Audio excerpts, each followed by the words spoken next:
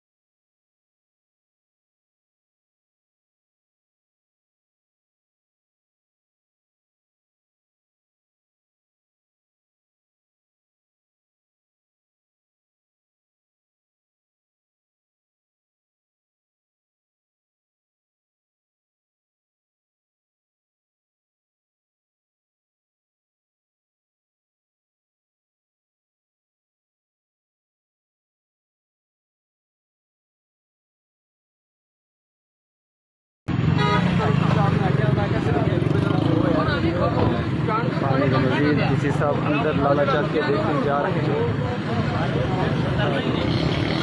آپ دیکھ رہے تھے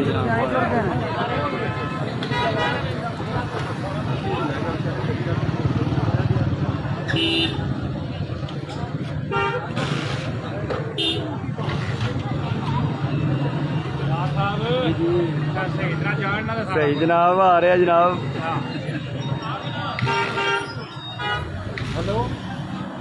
جناب فیصلہ ہوا ہے کہ ساریاں پلیاں کھولیاں جان گیا، نالا بھی بنایا جائے گا.